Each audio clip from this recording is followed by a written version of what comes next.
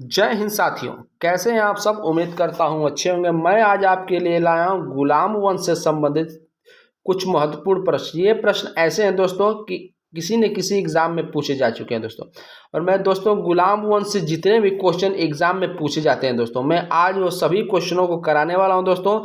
तो वीडियो पर आप लोग बने रहिएगा और चैनल पर नए हैं तो चैनल को सब्सक्राइब, लाइक, शेयर जरूर करिएगा दोस्तों। और बताइएगा कि आपको क्वेश्चन ये कैसा लगा, वीडियो कैसा लगा दोस्तों। तो चलिए स्टार्ट करते हैं। क्वेश्चन क्या है दोस्तों, पहला क्वेश्चन देख लेते हैं। गुलाम वंश के संस्थापक कौन थे। तो सभी लोगों को पता होगा दोस्तों, कुतुबुद्दीन ऐबक। नेक्स्ट पे चलते हैं, गुलाम वंश की स्थापना कब की गई थी। तो 1206 ईस्वी में गुलाम वंश की स्थापना की गई थी। अगला क्वेश्चन, कुतुबुद्दीन ऐबक कहाँ का गवर्नर था। तो आप लोग जानते होंगे कि दिल्ली का गवर्नर था कुतुबुद्दीन ऐबक। नेक्स्ट क्वेश्चन, कुतुबुद्दीन ऐबक को किसने दास मुक्त कर दिया। तो गौर के सुल्तान गयासुद्दीन महमूद ने। क्वेश्चन क्या कह रहा है दोस्तों, कुतुबुद्दीन ऐबक को किसने दास मुक्त कर दिया था। तो गौर के सुल्तान, ध्यान दीजिएगा, गौर के सुल्तान गयासुद्दीन मोहम्मद। अगला क्वेश्चन पे चलते हैं। अढ़ाई दिन का झोपड़ा नामक विख्यात मस्जिद का निर्माण किसने करवाया था। तो कुतुबुद्दीन ऐबक ने करवाया था दोस्तों। अगला क्वेश्चन, कुतुबुद्दीन ऐबक की शादी किससे हुई थी। तो यल्दोज की बेटी से हुई थी दोस्तों। अगला क्वेश्चन, कुतुबुद्दीन ऐबक की मृत्यु लाहौर में किस खेल खेलते हुए हुई थी। ये क्वेश्चन बहुत बार पूछा जा चुका है दोस्तों। तो चौगान, इसमें पोलो कहा जाता है दोस्तों। चौगान खेलते समय हुई थी कुतुबुद्दीन ऐबक की मृत्यु लाहौर में। कहाँ हुई थी दोस्तों, लाहौर में हुई थी। अगला क्वेश्चन, कुतुबुद्दीन ऐबक को अन्य किस नाम से जाना जाता था दोस्तों। तो लाख बख्श यानी दानी के नाम से जाना जाता था, याद रखिएगा, लाख बख्श। अगला क्वेश्चन, कुतुबुद्दीन ऐबक का राज्याभिषेक जून 1206 ईस्वी में कहाँ हुआ था। तो लाहौर में हुआ था। कुतुबुद्दीन ऐबक ने अपनी बहन की शादी किससे किया। तो इल्तुतमिश से किया था दोस्तों। कुतुबुद्दीन ऐबक को सुल्तान के रूप में कब मान्यता मिली। तो 1208 ईस्वी में मिली थी दोस्तों। अगला क्वेश्चन, किसने कुतुबुद्दीन ऐबक को सुल्तान स्वीकार कर छत्र राजकीय पताका, सिंहासन एवं नक्कारा भेंट किया। तो गयासुद्दीन ने किया था दोस्तों। अगला क्वेश्चन पे चलते हैं। कुतुबुद्दीन ऐबक ने गोरी के भारतीय सल्तनत में किस हैसियत से पद पर कार्य किया था। तो मलिक एवं सिपह सालार के पद पर। अगला क्वेश्चन पे चलते हैं। नेक्स्ट क्वेश्चन है, कुतुबुद्दीन ऐबक को हातिम द्वितीय की संज्ञा किस कारण दी गई। तो दानशीलता एवं उदारता के कारण ये संज्ञा उसे दी गई थी। भारत में पोलो खेल का प्रचलन किया तुर्कों ने। हसन निजामी एवं फरब ए मुदब्बिर को किसका संरक्षण प्राप्त था। तो कुतुबुद्दीन ऐबक का प्राप्त था। कुतुब मीनार कुतुबुद्दीन ऐबक ने किसकी स्मृति में बनवाया था। तो राइट आंसर हो जाएगा कुतुबुद्दीन बख्तियार काकी के स्मृति में बनवाया था। याद रखिएगा, ये भी क्वेश्चन बहुत बार पूछा जा चुका है। तो कुतुबुद्दीन ऐबक का क्या अर्थ है। तो चंद्रमुखी है। कुतुबुद्दीन ऐबक का सहायक सेनापति कौन था। तो बख्तियार खिलजी था। इसे भी आप लोग याद रखिएगा। अगला क्वेश्चन पर चलते हैं। आइए देख लेते हैं दोस्तों, दिल्ली सल्तनत पर शासन करने वाले वंश, शासक एवं शासन काल। आइए देखते हैं, वंश हो गया, शासक हो गया और शासनकाल हो गया। तो गुलाम वंश कुतुबुद्दीन ऐबक हो गया 1206 से 1210। आराम शाह हो गया 1210। इल्तुतमिश 1210 से 1236। और रुकनुद्दीन फिरोज 1236। रजिया सुल्तान 1236 से 1240। मुइजुद्दीन बहराम शाह 1240 से 1242। अलाउद्दीन मसूद शाह हो गया दोस्तों 1242 से 1246।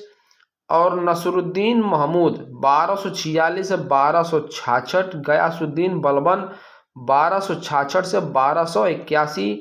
कैकूबाद एवं शमसुद्दीन क्यूमर्स 1287 से 1290। आगे देख लेते हैं दोस्तों, खिलजी वंश में देख लेते हैं। खिलजी वंश में कौन कौन शासक थे और कितने कितने वर्ष तक किए। जलालुद्दीन फिरोज खिलजी 1290 से 1296, अलाउद्दीन खिलजी 1296 से 1316, शिहाबुद्दीन उमर 1316, और हो जाएगा कुतुबुद्दीन मुबारक खिलजी हो गया आपका 1316 से 1320, नसरुद्दीन खुसरो शाह 1320। अब तुगलक वंश में देख लेते हैं, गयासुद्दीन तुगलक 1320 से 1325, मोहम्मद बिन तुगलक हो गया 1325 से 1351, और फिरोज शाह तुगलक हो गया 1351 से 1388, गयासुद्दीन तुगलक तृतीय हो गया 1388 से 1389, अबू बकर 1389 से 1390, नसरुद्दीन मोहम्मद शाह 1390 से 1394, अलाउद्दीन सिकंदर शाह हो गया 1394, नसरुद्दीन मोहम्मद आपका हो जाएगा दोस्तों 1394 से 1413। आगे देख लेते हैं, सैयद वंश में कुछ शासक हैं दोस्तों, उनको भी देख लिया जाए। सैयद वंश खिज्र खा हो गया आपका दोस्तों 14 से 1421, मुबारक शाह हो गया 1421 से 1434, मोहम्मद शाह हो गया 34 से 45 1400, अलाउद्दीन आलम शाह हो गया 1445 से 1451। आइए देख लेते हैं लोधी वंश में, बहलोल लोधी हो गया 1451 से 1489, सिकंदर शाह लोधी हो गया 1489 से 1517, इब्राहिम लोधी का देख लेते हैं दोस्तों 1517 से 1526 आपका हो जाएगा दोस्तों। अगला क्वेश्चन पे देखते हैं, नेक्स्ट क्वेश्चन पे चलते हैं। नालंदा विश्वविद्यालय को किसने नष्ट किया था दोस्तों? तो बख्तियार खिलजी ने नष्ट किया था। ये भी याद रखिएगा दोस्तों, ये भी क्वेश्चन बहुत बार पूछा जा चुका है। कुतुबुद्दीन ऐबक को कहाँ दफनाया गया? तो लाहौर में दफनाया गया था। सल्तनत काल की राजकीय भाषा क्या थी? तो फारसी थी। कुतुबुद्दीन ऐबक के पुत्र का क्या नाम था? तो आराम शाह नाम था। आराम शाह कितने महीने तक सिंहासन पर रहा? 8 महीने तक रहा दोस्तों। आराम शाह की हत्या किसने की थी? इल्तुतमिश ने की थी दोस्तों। इल्तुतमिश गद्दी पर कब बैठा? तो 1211 में बैठा था। इल्तुतमिश कुतुबुद्दीन ऐबक के क्या था? तो गुलाम एवं दामाद था। याद रखिएगा, इल्तुतमिश कुतुबुद्दीन ऐबक का क्या था? तो गुलाम एवं दामाद था दोस्तों। अगला क्वेश्चन, नेक्स्ट क्वेश्चन पे चलते हैं। इल्तुतमिश का पूरा नाम क्या था दोस्तों? इल्तुतमिश का पूरा नाम क्या था? तो शम्स उद दीन इल्तुतमिश था दोस्तों। सुल्तान बनने के पूर्व इल्तुतमिश कहाँ का सूबेदार था? तो बदायूं का सूबेदार था। गुलाम चालीसा का गठन किसने किया था? तो इल्तुतमिश ने किया था। कब इल्तुतमिश ने एलदौज को तराइन के मैदान में पराजित किया? तो 1215 ईस्वी में किया था। इल्तुतमिश को वास्तविक सुल्तान का दर्जा 1229 ईस्वी में किससे प्राप्त हुआ? तो बगदाद के खलीफा से प्राप्त हुआ था। इल्तुतमिश ने कौन सी उपाधि धारण की थी? तो नासिर अमीर उल मोमिन की उपाधि धारण की थी। सर्वप्रथम शुद्ध अरबिक सिक्का किसने चलवाया था? इल्तुतमिश ने चलवाया था, याद रखिएगा। अगला क्वेश्चन पे चलते हैं। कौन शासक राजधानी को लाहौर से दिल्ली स्थानांतरित किया? तो इल्तुतमिश ने किया था। ख्वाजा मुइजुद्दीन चिश्ती की दरगाह को किसने बनवाया? तो इल्तुतमिश ने बनवाया था। मध्य एशिया के मंगोलों का नेता कौन था? तो चंगेज खां था। चंगेज खान का मूल नाम क्या था दोस्तों? तो तेमुचिन नाम था।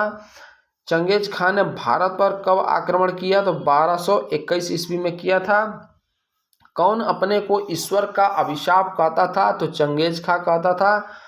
मंगोलों के आक्रमण से भारत को किसने बचाया? तो इल्तुतमिश ने बचाया था। इल्तुतमिश ने किसे अपना उत्तराधिकारी घोषित किया? तो पुत्री रजिया को घोषित किया था दोस्तों, याद रखिएगा। कहाँ गया? इधर आ गया, किया था। अगला क्वेश्चन पे चलते हैं। कहाँ गया क्वेश्चन? इधर आ जाइए। हाँ, रजिया किया था। आगे देखते हैं। इल्तुतमिश की मृत्यु कब हुई थी दोस्तों? इल्तुतमिश की मृत्यु कब हुई थी? तो 1236 ईस्वी में इल्तुतमिश की मृत्यु हो गई थी। अमीरों ने इल्तुतमिश का उत्तराधिकारी किसे बनाया? तो रुकुद्दीन फिरोज को बनाया था। अगला क्वेश्चन, रजिया ने कैसी वस्त्र पहनकर जनता से न्याय मांगा? तो लाल वस्त्र पहनकर रजिया ने जनता से न्याय मांगा था। दोस्तों, रजिया को कब जनता तथा अमीरों ने गद्दी पर बैठाया? तो 1236 ईस्वी में बैठाया था। रजिया ने किसको अमीर एक आखुर नियुक्त किया? तो याकूत को किया था, याद रखिएगा। रजिया ने किसे दबर हिंद भटिंडा का अख्तदार नियुक्त किया? तो इल्तुनिया को किया था। अगला क्वेश्चन पे चलते हैं, रजिया ने किससे विवाह की थी? तो राइट आंसर हो जाएगा अल्तुनिया से। किसने रजिया को हिंदू डाकुओं से हत्या करा दी? रजिया को हिंदू डाकुओं से हत्या करा दी तो बहराम शाह ने। अगला क्वेश्चन, दिल्ली सल्तनत की प्रथम तुर्क महिला शासक कौन थी? तो रजिया सुल्तान थी, याद रखिएगा। यह भी क्वेश्चन बहुत बार आ चुका है। रजिया को अपदस्थ कर तुर्की सरदारों ने किसे दिल्ली की गद्दी पर बैठाया? तो मुइजुद्दीन बहराम शाह को बैठाया था। अगला, सुल्तान का अधिकार कम करने के लिए कौन सी नए पद का गठन किया गया? तो नायब नामक गठन किया गया था, जिसे नायब ए मामलिकात कहते हैं। दोस्तों, अगला, प्रथम नायब किसे नियुक्त किया गया? तो एतगीन को किया गया था। बहराम शाह की हत्या किसने की थी? तो दिल्ली के तुर्क सरदारों ने बहराम शाह की हत्या कर दी थी। बहराम शाह का उत्तराधिकारी कौन बना? तो अलाउद्दीन मसूद शाह बना था। अगला, मसूद शाह ने अपना अमीरे हाजिब किसे बनाया? तो बलबन को बनाया था। अगला क्वेश्चन पे चलते हैं, बलबन का वास्तविक नाम क्या था? तो बहाउद्दीन वास्तविक नाम था। कब बलबन ने मसूद शाह के स्थान पर नसरुद्दीन महमूद को सुल्तान बनाया? तो 1246 ईस्वी में बनाया था। नसरुद्दीन ने राज्य की समस्त शक्ति किसे सौंप दी? तो बलबन को सौंप दी।